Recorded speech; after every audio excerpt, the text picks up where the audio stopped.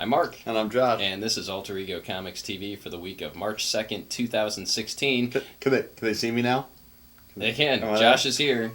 Thanks to your negative comments. Thanks to your input, we've abandoned Blab, at least for the weekly review format. We may pop on from time to time, but due to technical difficulties last week, Josh was a black box. He was a voice from the nothing. And also we had people mention that, you like to see the covers of the books that we're talking about, and I get that. So we tried. You didn't like it. The few people that participated probably did. And I thought it was kind of cool, so we may pop on to Blab from time to time, as I said, to address specific things and have conversations. But as far as Alter Ego Comics TV, we're back in the pre-recorded format. So you're watching this on after Friday. We're recording this on Wednesday morning. New comic book day. Awesome stuff this week, as usual. But the best of the best, in my opinion, is a book that I've talked about twice before. Old Man Logan, number 3, by Jeff Lemire, Andrea Sorrentino. Just awesome. Each issue, I love how each issue has been a standalone encounter between Old Man Logan and another character in the Marvel Universe. Mm-hmm. It's nice that there's a bigger story going on, but you're getting a complete encounter. Although this one looks like it's going to spill over into the next issue. Yeah. Just really enjoying Lemire's writing. I don't think he's written a mainstream or a licensed character this well, in my opinion. Jeff Lemire does a lot of creator-owned stuff, which is very good, but yeah, I'm just really enjoying the writing. And the artwork fits the story great. There's nothing else to say.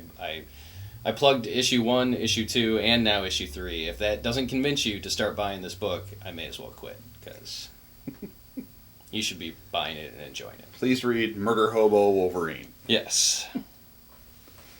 And if you have to have a book about a murder hobo, Andrea Sorrentino is the one you want to draw, because that seems like it'd be his jam. Murder Hobo is his wheelhouse. Next up, we've got Amazing Spider-Man and Silk, The Spider-Fly Effect, number 1. Written by Robbie Thompson with art and inks by Todd Nauck, maybe, possibly. This is a miniseries featuring Spider-Man and Silk, which is not something I particularly wanted to read, but after I read the first couple pages, I knew it was going to be my jam. The Spider-Fly Effect, to which which they're referring on the cover, is a reference to the butterfly effect. The idea that if you go back in time and step on a butterfly, you might change history and you might unmake yourself. It's not but the awesome Ashton Kutcher movie. Best Ashton Kutcher But movie. it was also, but that movie's named after the same concept. I know. I mean, yes. But yes. I was amazed at how much I liked that movie. Well, you like time travel. I do. It was, if you haven't seen it, go back and watch it. I haven't seen the direct-to-DVD sequel. You can probably avoid that. And don't worry about Dragonfly with Kevin Costner. Just get the butterfly effect. The Ben Affleck effect. The Ben Affleck butterfly, yes. And now back to Josh. So Spider-Man and Silk, through the machinations of a bad guy, get sucked into the past. Apparently, we don't know exactly when, but it looks like it can't be too long ago, because it's still, modern America. But they go back to a point in time before they have their powers, and maybe possibly do things that might affect the timeline, or maybe the bad guys do. But they're fighting Hydra and a really weird lizard robo-suit guy that's kind of fun. He talks like a 12-year-old. It's like, I feel like I'm playing an online game, and there's like some kid yelling at me, 12-year-old-ese. But if you like Silk, this is a no-brainer. If you enjoy Spider-Man, I think you'd probably like it too. But Amazing Spider-Man, Silk, The Spider-Fly Effect. Go get it. The Road to Civil War 2 continues this week with Avengers Standoff, Assault on Pleasant Hill, Alpha 001. Can we come up with more ridiculous titles, Marvel? Please. So we had Standoff. What was the previous? The previous was called Welcome to Pleasant Hill, which was 2 weeks ago and was kind of the introduction to the community of Pleasant Hill and what S.H.I.E.L.D. has going on, which is probably not something that most of the heroes would be down with. This issue, we get familiar faces coming on board. There are four main characters. Seven main characters. Sam Wilson, Captain America. Old Man Steve Rogers, formerly Captain America. Winter Soldier, formerly Bucky America. And Maria Hill, Director of S.H.I.E.L.D. Formerly Sherbatsky. Yes. the four main characters in this book. I'm surprised how much I'm enjoying this. I know a lot of internet buzz is really downplaying this as kind of a minor event in the Marvel Universe. Whether it's minor or not, it's a really good story so far. Written by Nick Spencer, who honestly has done no wrong in the Marvel Universe as far as I'm concerned. From Superior Foes of Spider-Man to Astonishing Ant-Man to... He's on Sam Wilson, Captain America right now. Really, really good. Not sure where this is going, but there's probably going to be a reckoning, and Kurt Russell may show up on a pale horse. I don't know. The other thing that I was thrilled to see is Jesus Saiz is back penciling, and for those of you who've been watching for a very long time, this is like episode 238, so we've been doing this for a little while. Jesus Saiz was the penciler on J. Michael Straczynski's Brave and the Bold run over at DC, which we both urge you to seek out. It was so good. So great art, great story. Avengers Standoff. Lame yellow cover. Look for the lame yellow cover, and there you'll be. You should get it. That's about halfway between piss yellow and puke green? It's lemon yellow, and then you open it, and then there's an actual cover, so I'm not really sure what happened. Marvel felt like putting an extra layer of paper, maybe to protect their cheap-ass paper. I don't know. But it's good. Next up, another new number one. We've got Dynamite Vampirella, number one for the third time in 5 years, give or take. 7th or 8th time if we count miniseries. This one, though, the drawing is that it's written by Kate Leth with illustrations by Iman Casalos. And full disclosure, I don't give the littlest bit of a crap about Vampirella. I've read a few Vampirella books I liked over the years, but it's never been a character that I really connected with. This is actually pretty interesting, though. Basically, we've got Vampy coming back to America and buying a place in Hollywood and moving in, but there's something seedy going on in the underbelly of the City of Angels, and as there usually is. Pretty much always, yeah. And you've got, it's like almost like PR firms or social media things involving monsters in the night and capturing people, and I like that the tone of this is sort of lighter. It doesn't take itself super seriously, but it is, it's dramatic. And a lot of Kate Leth's previous work is very all ages appropriate, I guess. And this is too, for the most part. There's definitely some innuendo and things, maybe younger kids don't want. Does Dynamite even rate this thing? They rate it as Teen Plus, which seems fair. Which belies the super cute cover. Yes, the 12-year-old Vampirella on the front. But I was sort of expecting them to shy away from the history, but they don't. They kind of acknowledge it, and they move forward with it. So if you like cool, fresh retellings of classic characters, give it a look. Obviously, if you like vampires, it could be for you. We've also got a werewolf in here, and we have an excellent butler. If you like Jarvis. I like butlers. Alfred, Jarvis, those are like the best characters. So Jeeves. Ask Jeeves. Is that still around? Maybe. It's the internet. Nothing goes away forever. Next up for me, Black Widow #1 by Mark Waid and Chris Samney, or Somney. I haven't gotten the pronunciation key for this week's episode. Call us, Chris. Okay, so full disclosure, there's a lot of action and stuff blowing up, and there are chases. Not a lot of words in this book, so know that going in. It doesn't detract, for my money, from the overall value of the book and the excellence of it. Actually, Samney and Waid are listed as co-writers on here, which is very cool. They are, I don't want to say fresh off, they're kind of fresh off a highly praised run on Daredevil. And it's really cool to see the team sticking together and moving over to another character that's kind of tangentially related to Daredevil. You don't see enough of this in comics, where the creators stick together and tell long stories, and then maybe they go off and do something else. And they have great obviously a great working relationship. And there's a nice piece in the back where each member of the team, the creative team, gets to kind of share how they got to where they are. And I should mention, it's not just Wade and Samney, but it's like the inker and the letterer and like the whole team that was on Daredevil moved over to Black Widow. So I am curious. They say they've got some awesome stuff in store for Natasha here, but the content basically this week is that she's on the run from S.H.I.E.L.D. for stealing something, and we don't know what that something is, but it makes for some awesome action and chases. Get it. Yeah. Little two for let you know what's coming out. We've also got Predator Life and Death #1, written by the inimitable Dan Abnett. Look it up. And art by Brian Albert Thies, possibly. And it's a new Predator series. If you like Predators, we got some Colonial Marines in here going up against them, so obviously we're firmly in the whole kind of shared universe deal. And yeah, if you were looking for someone who knows about writing dudes in heavy suits in space, or really just about writing adventures in space, Dan Abnett would be high at the top of the list. He's written about 1 billion Warhammer 40K novels, and of course he Nation of Guardians of the Galaxy, which is what we saw in the movie. Predators, Marines, punching each other, stabbing. Probably somebody goes cloaked, 3 little red dots, and then a head explodes, maybe. There's some clicking sounds. I actually didn't notice any clicking sounds. They might be on there. I was disappointed that Paul Reiser was not in here, but he's more Alien than Predator. But he got Colonial Marines. Well, we do have a new Alien series coming out in a couple weeks. Yeah, and I assume this is all interconnected the same way the previous Fire and Stone series, which was well regarded amongst fans, and had A-list talent on it, just like this one does.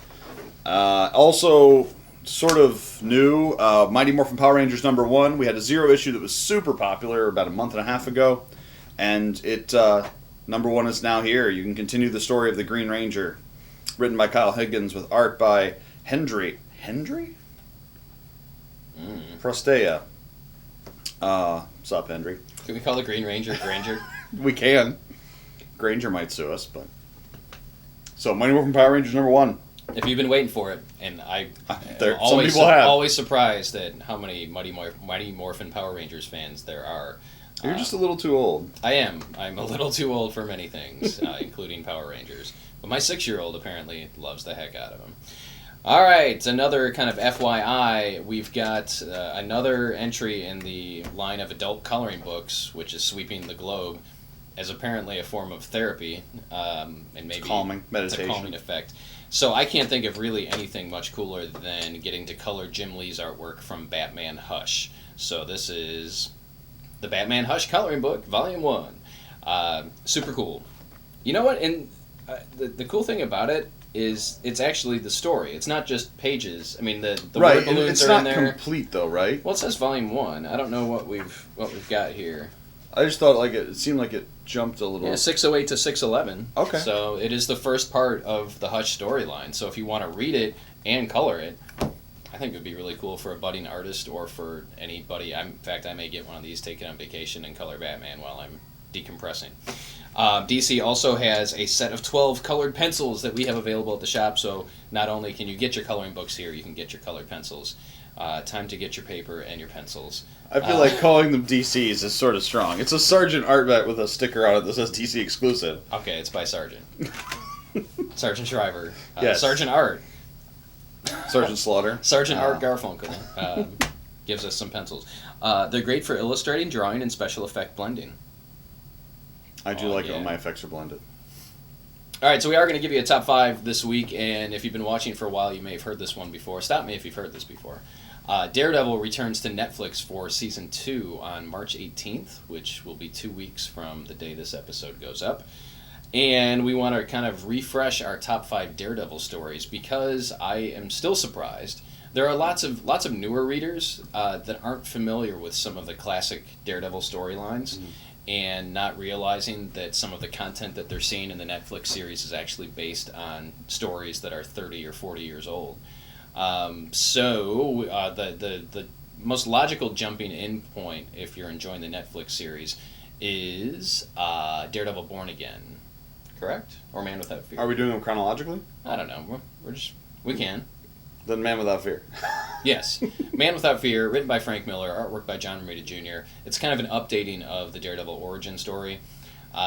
Came out in the late 90s, early 2000s, if I'm not mistaken. I think it was early 90s. Might have been early 90s. Yeah, it was early 90s, yeah. Really cool stuff. Great jumping in point. Yeah, this is... Sticks in there, Electra's in there. That's what I like, is the there. reintegration of things that were added afterwards. You know, Miller added all these characters and elements to Matt's history, and, you know, they knew each other in the continuity, but this time we actually get to see it kind of forward, which is very cool. Yeah. And yeah, this has got to be the book that single-handedly most influenced the first season of I would think Daredevil. so, especially with the black costume, or the black outfit, and although the horrible 1980s TV movie, the Hulk TV movie that featured Daredevil, yes, and John Rhys Davies as the Kingpin. You shut up. He was a great Kingpin. Had the black suit as well. Yes. Man Without Fear, self-contained storyline Daredevil story. Check it out. Next. Storyline Daredevil story. I just spit words out in random orders. Next up is going to be Born Again, written by your friend and mine, Frank Miller, with art by, it's up here, David Mazzucchelli? Yes, Mazzucchelli. Yes, David Mazzucchelli. And this is sort of, we saw a little bit of this setting up in the first season of Daredevil, but this is basically through machinations involving Daredevil's personal life, the Kingpin discovers Matt's identity and just destroys his world. When I first read it, this was like the most emotionally brutal comic ever, because the Kingpin just lays into him on every level, using every ounce of his power to just destroy Matt's life. And if you care about him at all, which you should if you've been reading the books or you watch the show, it's devastating. It's incredibly brutal. It's not, inappropriate, or there's not like gore. Oh, there's some blood. It's killing and stuff. It's PG-13 material. I mean, I read it as a teenager. Yeah. I don't know how old you were when you read it, but there's content that is definitely grown up. Not nudity or right. horrible gore or anything, but the written word, the subject matter is kind of adult. Matt's struggle is rough. And how the Kingpin finds out Matt's identity is key to the Matt Murdock supporting universe, to the Daredevil universe. Yeah. And I really hope they do this in the TV show. I do. It would have to be like season 4 or something. Right. Well, I don't know. They could accelerate it. They could do it. Yeah.